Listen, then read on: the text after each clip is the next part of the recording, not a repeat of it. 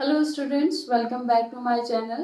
Students, in our previous video we have studied about the chemical properties of non-metals. So physical properties of metals, non-metals and chemical properties of non-metals metals हो चुका है, ठीक है.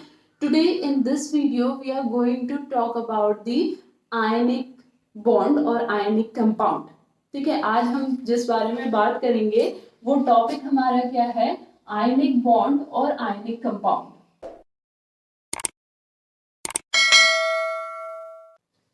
सो ionic bond या ionic compound के start करने से पहले कुछ चीजें जानना बहुत जरूरी है, ठीक है. Like first thing that why metals and non metal react. ठीक है, फर्स्ट थिंग जो हमें जानना जरूरी है वो क्या है, that why metals and non metals react.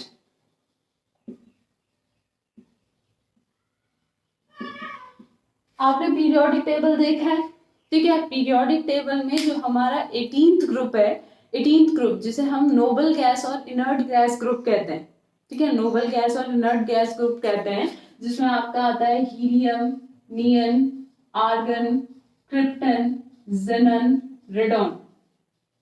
ठीक है, दे आर अनरिएक्टिव. ये हमारे अनरिएक्टिव होते हैं, means they do not react with each other as well as with the other elements. That's why these are known as noble gases. इसलिए हम इन्हें क्या कहते हैं, noble gases कहते हैं, ठीक है. इसलिए हम इन्हें noble gases कहते हैं. अब ये क्यों नहीं रिएक्ट करते हैं, तो अगर आप हीलियम देखोगे, ठीक है, हीलियम देखोगे तो हीलियम का एटॉमिक नंबर होता है 2 और इसका इलेक्ट्रॉनिक कॉन्फ़िगरेशन करोगे तो के शेल में आ जाएंगे 2 इलेक्ट्रॉन जिसमें 2 की ही जगह होती है, ठीक है. नियन में देखोगे तो आ जाएगा 2 8, ठीक है. आर्गन में देखोगे तो आ जाएगा 2 8 8. क्लियर. इट मींस जो आपका हीलियम है, हीलियम में डुप्लेट कंप्लीट होता है और बाकियों में हमारा ऑक्टेट कंप्लीट होता है, ठीक है. सो डुप्लेट और ऑक्टेट कंप्लीट होने की वजह से ही ये हमारे रिएक्ट नहीं करते हैं. लेकिन वहीं पे अगर हम किसी और मेटल को देखें, लाइक यहाँ पे अगर हम क्या देखें, कोई मेटल देखें, जैसे मान लो सोडियम है, ठीक है. सोडियम का एटॉमिक नंबर होता है मेरा 11, ठीक है. 11 का अगर मैं इलेक्ट्रॉनिक कॉन्फ़िगरेशन करूंगी तो आ जाएगा 2 8 1. यानी इसमें लास्ट शेल है जिसमें 1 इलेक्ट्रॉन है. होने कितने चाहिए 8, लेकिन इलेक्ट्रॉन है कितने 1. इसलिए ये रिएक्ट करता है क्योंकि इसे लास्ट शेल को कंप्लीट करना होता है, ठीक है. और लास्ट शेल को कंप्लीट करने के लिए इसके पास जो ज्यादा इजी तरीका होता है इलेक्ट्रॉन देना लेना या इलेक्ट्रॉन शेयर करने में से, वो ये चीज करता है. तो why metals and non metal react अगर बोलेंगे तो नॉन मेटल और मेटल क्यों रिएक्ट करते हैं, to complete their octet, to complete their duplet और ऑक्टेट. अपने डुप्लेट और ऑक्टेट को कंप्लीट करने के लिए ही हमारे मेटल्स और नॉन मेटल्स रिएक्ट करते हैं, ठीक है. जहां पे अपने डुप्लेट और ऑक्टेट को कंप्लीट करने के लिए मेटल्स को इलेक्ट्रॉन देना इजी लगता है तो नॉन मेटल्स को इलेक्ट्रॉन लेना इजी लगता है. इसीलिए मेटल्स इलेक्ट्रॉन देके कैटायन बन जाते हैं और नॉन मेटल्स इलेक्ट्रॉन लेके एनायन बन जाते हैं, ठीक है. क्लियर, ठीक है. नाउ डुप्लेट और ऑक्टेट, ये जो है ऑक्टेट और डुप्लेट कंप्लीट करने के लिए यहाँ पे 2 तरीके होते हैं. एक तो है ट्रांसफर ऑफ इलेक्ट्रॉन, ठीक है, transfer of electron from one atom to another atom. और दूसरा है शेयरिंग ऑफ इलेक्ट्रॉन्स, दूसरा है हमारा शेयरिंग ऑफ इलेक्ट्रॉन्स. ये जो डुप्लेट और ऑक्टेट है इसको कंप्लीट करने के लिए 2 तरीके होते हैं. एक तो transfer of electron from one atom to another atom और दूसरा sharing of electron between the atoms.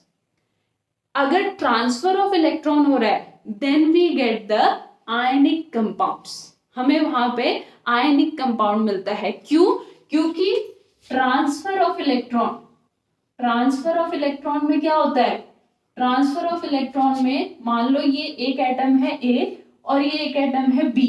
इस ए एटम ने इलेक्ट्रॉन ट्रांसफर किया बी को, तो ये इलेक्ट्रॉन बन जाएगा कैटायन यानी कि आयन जिसपे पॉजिटिव चार्ज है, और ये बन जाएगा एनायन जिसपे कि क्या है, नेगेटिव चार्ज है। तो कैटायन और एनायन के बीच में बॉन्डिंग है, that's why that is ionic bond.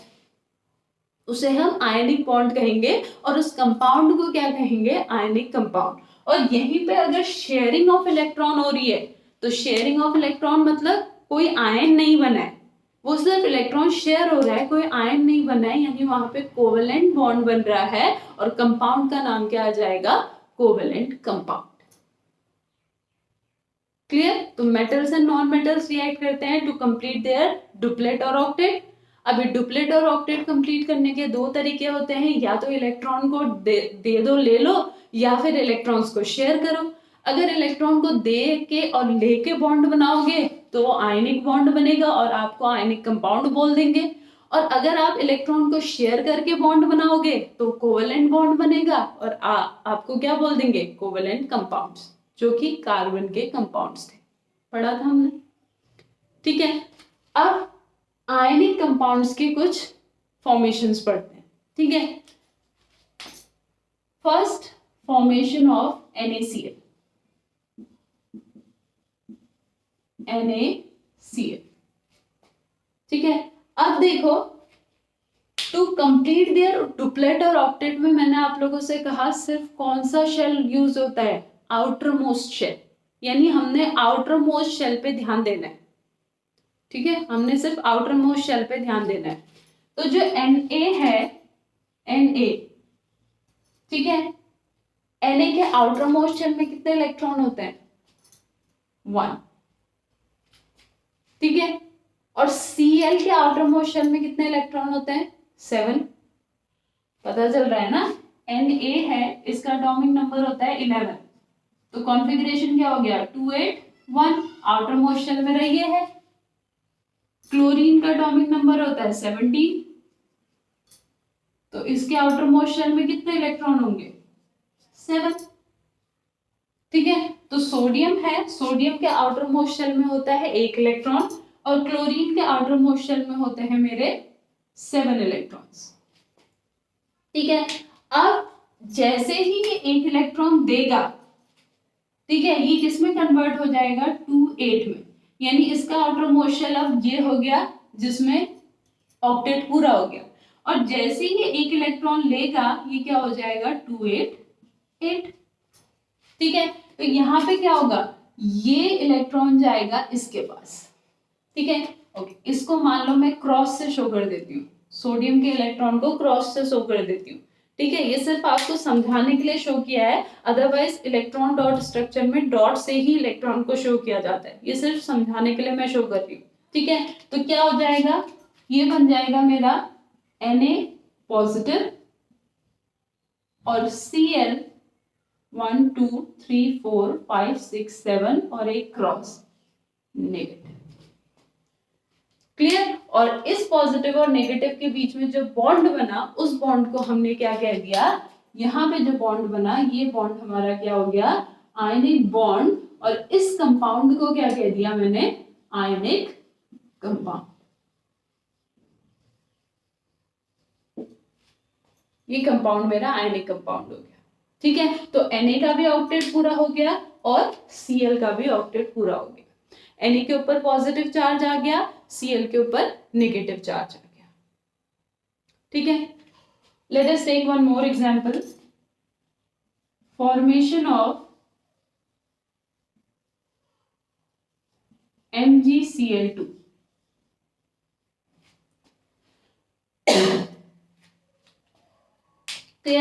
अब देखो, जो मैग्नीशियम है, मैग्नीशियम के आउटर मोस्ट शेल में 2 इलेक्ट्रॉन होते हैं। ठीक है, और जो क्लोरीन है, क्लोरीन के आउटर मोस्ट शेल में 7 इलेक्ट्रॉन होते हैं। तो ये इसको ऑक्टेट पूरा करने के लिए 1 ही इलेक्ट्रॉन चाहिए। ठीक है, तो ये 1 इलेक्ट्रॉन तो Mg से दे देगा, लेकिन अभी भी Mg जो है उसका ऑक्टेट पूरा नहीं हुआ, क्योंकि Mg के आउटर मोस्ट शेल में क्या था, इलेक्ट्रॉनिक कॉन्फ़िगरेशन 282, Mg ने एक इलेक्ट्रॉन दे दिया तो क्या बचा 281, लेकिन अभी भी तो उसके पास ये है, जब ये देगा तभी तो 28 बचेगा और तभी ऑक्टेट पूरा होगा, यानी एक इलेक्ट्रॉन उसे और देना है, यानी उसको एक और क्लोरीन की रिक्वायरमेंट होगी। ठीक है, तो यहाँ पे क्या होगा, एक और क्लोरीन आएगा जिस क्लोरीन के पास एक इलेक्ट्रॉन की जरूरत होगी और वो एक इलेक्ट्रॉन Mg से देगा। तो यहाँ पे क्या बनेगा, Mg2 पॉजिटिव। क्यों 2 पॉजिटिव, क्योंकि यहाँ पे मैग्नीशियम ने 2 इलेक्ट्रॉन दिए हैं तो 2 पॉजिटिव चार्ज, 3 इलेक्ट्रॉन देंगे तो 3 पॉजिटिव चार्ज। ठीक है, और यहाँ पे हमारा जो क्लोरीन है, chlorine 1 2 3 4 5 6 7 cross 8 negative, chlorine 1 2 3 4 5 6 7 8 negative. ठीक है, इसलिए इस फॉर्मूले को हम क्या लिख सकते हैं, MgCl। एक मैग्नीशियम के लिए कितने क्लोरीन की रिक्वायरमेंट हुई, 2 क्लोरीन की रिक्वायरमेंट हुई, तब क्लोरीन का भी ऑक्टेट पूरा हुआ और मैग्नीशियम का भी। अगर एक ही क्लोरीन था तो क्लोरीन का तो ऑक्टेट पूरा हो रहा था, लेकिन मैग्नीशियम ऑक्टेट पूरा नहीं कर पा रहा था। Clear? Let us take one more example, formation of MgO।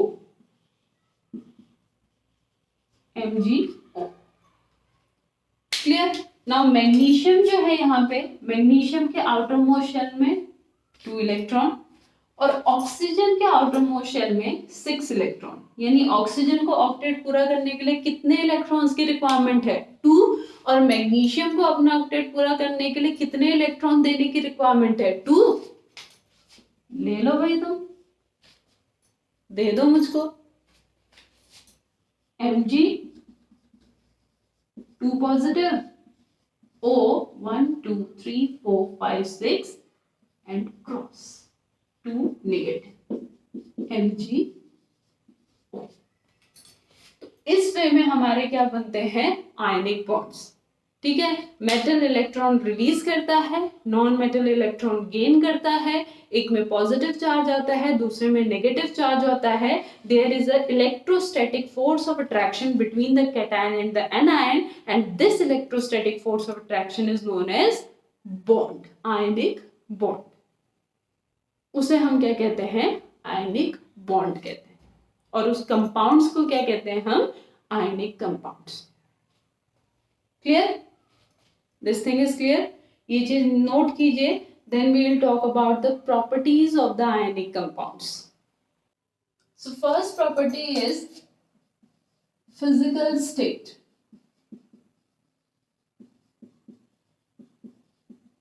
So most of the ionic compounds are crystalline solid. जो आयनिक कंपाउंड्स होते हैं वो ज्यादातर क्या होते हैं, crystalline solids. Now crystalline solids का मतलब क्या होता है, मान लो बेटा सबके घर में मैच स्टिक्स होंगे ना, ठीक है, मैच स्टिक सबके घर में होंगे, बहुत सारे मैच स्टिक के बॉक्सेस होंगे। तो जो मैच स्टिक्स का बॉक्स है, ठीक है, एक बॉक्स को लो, उसके ऊपर दूसरा बॉक्स रखो, तीसरा बॉक्स रखो, फिर उसके आगे बॉक्स रखो, उसके ऊपर एक बॉक्स, उसके ऊपर तीसरा बॉक्स। ठीक है, तो इस वे में क्या है, जो एक मैच बॉक्स है वो जो स्ट्रक्चर आपने बनाया उसका यूनिट था, एक सिंगल सेल था। ठीक है, या फिर आप सिंपल सी चीज मान लो, जो ब्रिक्स हैं, ठीक है, आपने 10-15 ब्रिक्स ले लिए, एक ब्रिक के ऊपर दूसरा रखा, दूसरे के ऊपर तीसरा रखा, फिर आगे साइड को रखा, उसके ऊपर एक रखा, उसके ऊपर दूसरा रखा, यानी तीनों डायरेक्शन में, x axis, y axis, z axis, तीनों डायरेक्शन में आपने ब्रिक्स को अरेंज किया। ठीक है, तो जब हमारा जो यूनिट सेल है, यानी वहां पे वो ब्रिक क्या हो गया, जो स्ट्रक्चर आपका बना उसमें वो ब्रिक उसका यूनिट सेल हो गया। तो जो यूनिट सेल है वो आपका 3 डायमेंशनल में एक सिमेट्रिकल वे में अरेंज्ड होता है, तो उस सॉलिड को क्या कहते हैं, क्रिस्टलाइन सॉलिड। तो जो आयनिक सॉलिड्स होते हैं उसमें जो यूनिट सेल्स का अरेंजमेंट होता है वो तीनों डायरेक्शन में क्या होता है, पर्टिकुलर होता है। ठीक है, तो उन सॉलिड्स को हम क्या कहते हैं, क्रिस्टलाइन सॉलिड, जिसमें जो हमारा अरेंजमेंट होता है यूनिट सेल्स का इन 3 डायमेंशनल इज फिक्स्ड। उसे हम क्रिस्टलाइन सॉलिड्स कहते हैं। क्लियर? नाउ बिकॉज जो हमारे आयनिक कंपाउंड्स होते हैं they are held together by strong electrostatic force of attraction. ठीक है, एक कैटायन है एक एनायन है, उनके बीच में strong electrostatic force of attraction होता है। So because of strong electrostatic force of attraction, electrostatic force of attraction, these ionic compounds are very hard। ये जो आयनिक कंपाउंड्स होते हैं, पहली बात तो दे आर क्रिस्टलाइन सॉलिड्स, दूसरी बात because of the strong electrostatic force of attraction they are very hard. वो हार्ड होते हैं लेकिन स्ट्रॉन्ग नहीं होते हैं, they are brittle, they are brittle. यानी आप क्या करोगे, हैमर से मारोगे तो ब्रेक हो जाएंगे। क्लियर? ठीक है, सो फिजिकल स्टेट में क्या लिखेंगे, most of the ionic compounds are crystalline solid, because of the strong electrostatic force of attraction they are very hard but they are brittle. वो हमारे क्या होते हैं, ब्रिटल होते हैं। क्लियर? ठीक है, नेक्स्ट सेकेंड सॉल्युबिलिटी।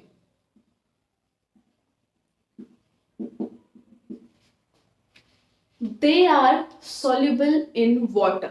ये हमारे क्या होते हैं, वाटर में सॉल्युबल होते हैं because water is a polar solvent.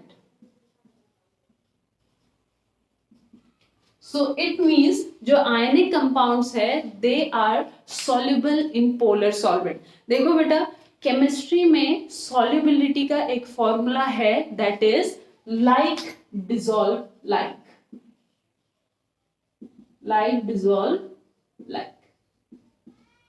ठीक है, अगर आप पानी और केरोसिन को मिक्स करने की कोशिश करोगे वो नहीं होंगे। क्यों? क्योंकि वो दोनों एक दूसरे से अलग अलग हैं, दे आर अनलाइक।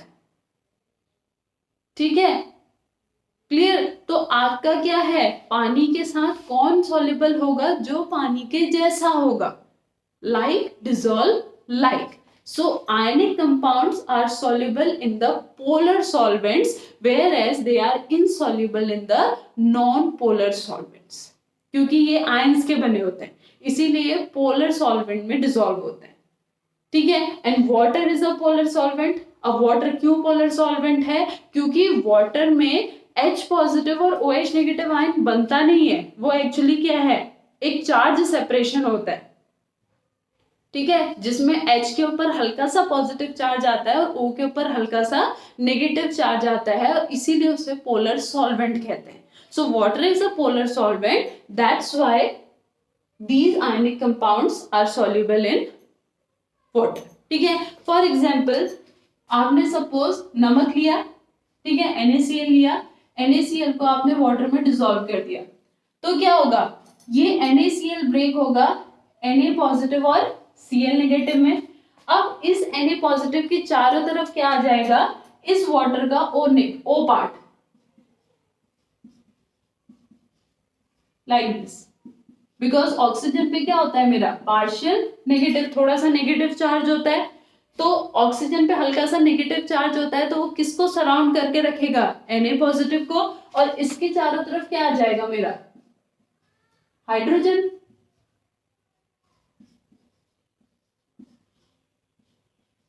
क्लियर? यानी ये हाइड्रोजन और ये ऑक्सीजन वापस से Na पॉजिटिव और Cl नेगेटिव को आने नहीं देंगे एक दूसरे के आसपास, और अगर वो एक दूसरे के आसपास आएंगे ही नहीं तो वो मिलेंगे ही नहीं। ठीक है, लेकिन यहीं पे नॉन पोलर सॉल्वेंट होता तो क्या होता, Na पॉजिटिव और Cl नेगेटिव वापस घूम फिर के एक दूसरे के अगल बगल आ जाते और वो मिलके क्या बना देते, NaCl, है ना। क्योंकि यहाँ पे तो strong electrostatic force of attraction है और ये वाटर मॉलिक्यूल क्या कर रहा है, उस इलेक्ट्रोस्टैटिक फोर्स ऑफ अट्रैक्शन को दूर रखने का काम कर रहा है। सो जो हमारे आयनिक कंपाउंड्स है they are soluble in the polar solvent. Clear? Next third is melting and boiling point. Melting and boiling point. Now देखो बेटा, जो मेल्टिंग पॉइंट होता है, ये जो मेल्टिंग पॉइंट होता है, ये मेल्टिंग पॉइंट डिपेंड करता है सिमेट्रिकल अरेंजमेंट पे, सिमेट्री पे।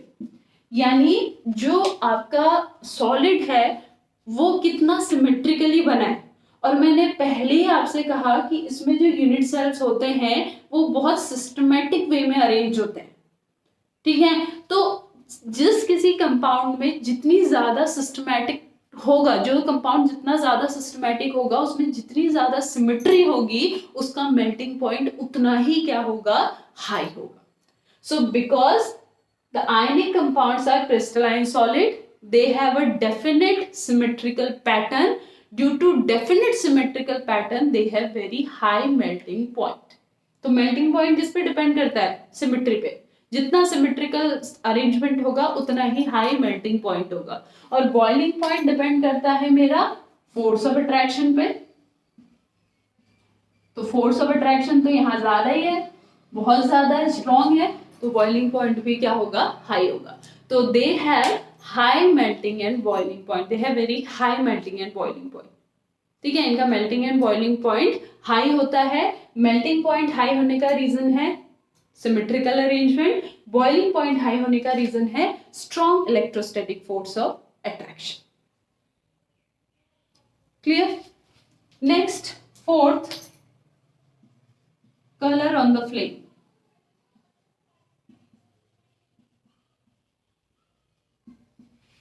नाउ आप लोगों ने अपनी लैब में बंसन फ्लेम देखा होगा, ठीक है। जो बंसन बर्नर होता है, बंसन बर्नर जो होता है उसमें हमारी क्या होती है, ब्लू फ्लेम निकलती है, ठीक है।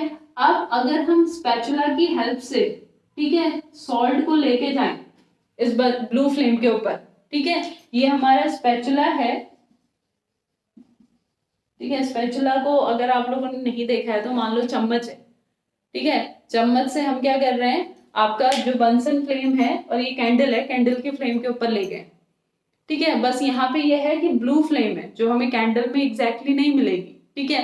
तो स्पैचुला की हेल्प से अगर हम इन आयनिक कंपाउंड्स को इस ब्लू फ्लेम के ऊपर रखेंगे तो यहाँ पे हमें कलर्स मिलते हैं, वी गेट कलर, ठीक है। For example if we have sodium chloride तो हमें क्या मिलेगा, गोल्डन येलो कलर दिखेगा, ठीक है। तो अगर हम सॉल्ट लेके जा रहे हैं और उसको फ्लेम के ऊपर रख रहे हैं और हमें गोल्डन येलो कलर मिल रहा है तो हम पहचान जाएंगे कि ये क्या है, ये सोडियम क्लोराइड है, ठीक है। और मान लो अगर वो बेरियम का सॉल्ट है, ठीक है, तो हमें वो कैसा कलर देगा, ग्रीन कलर देगा। यानी जो डिफरेंट मेटल्स के सॉल्ट होंगे वो क्या देंगे, हमें डिफरेंट डिफरेंट कलर्स देंगे, ठीक है। डिफरेंट जो मेटल्स हैं उसके जो हमारे कलर होंगे वो भी क्या होंगे, आपके डिफरेंट डिफरेंट होंगे। तो जो आयनिक कंपाउंड्स है, क्लियर, क्योंकि ये सारे के सारे क्या हैं, आयनिक कंपाउंड्स है। तो आयनिक कंपाउंड्स होने की वजह से ही यहाँ पे क्या शो करते हैं, हमें कलर शो करते हैं, क्लियर, ठीक है। तो जैसे ही हम इसे फ्लेम के ऊपर लेके जाएंगे यहाँ पे हमें डिफरेंट डिफरेंट आयनिक कंपाउंड क्या शो करेगा, डिफरेंट डिफरेंट कलर शो करेगा, clear. Now fifth property is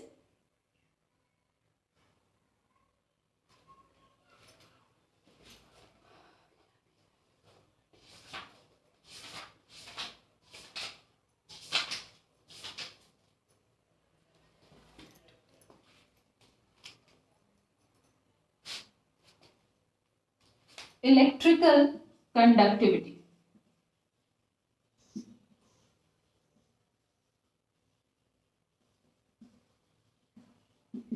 electrical conductivity, ठीक है।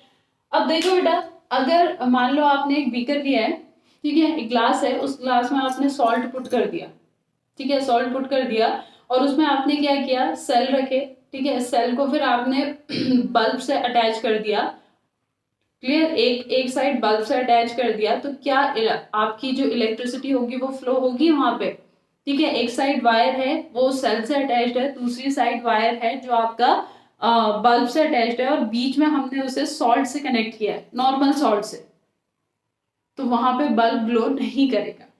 क्यों? क्योंकि आयनिक कंपाउंड जो होते हैं they are not conductor in the solid state.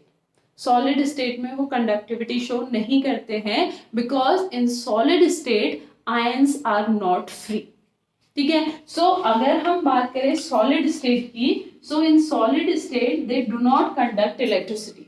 Why? Because ions are not free, ions are not free.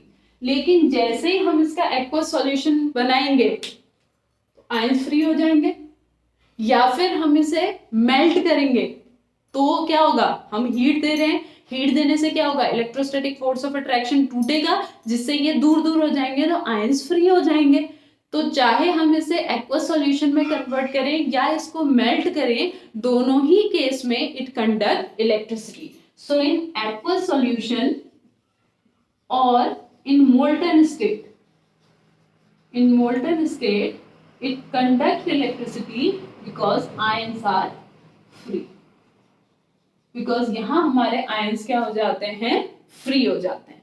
So ionic compounds they conduct electricity, yes वो electricity conduct करते हैं, बट कब कंडक्ट करते हैं, when they are present either in their aqueous solution और in the molten state.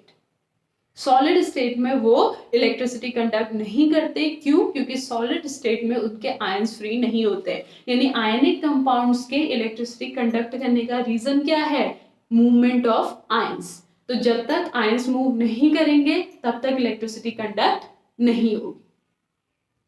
Clear? So properties of ionic compounds ये था हमारा, physical state crystalline solid, hard and brittle, solubility soluble in polar solvent, they have high melting and boiling point, they give color on the flame, different ionic compound give different color, and they conduct electricity in the aqueous solution and in the molten state.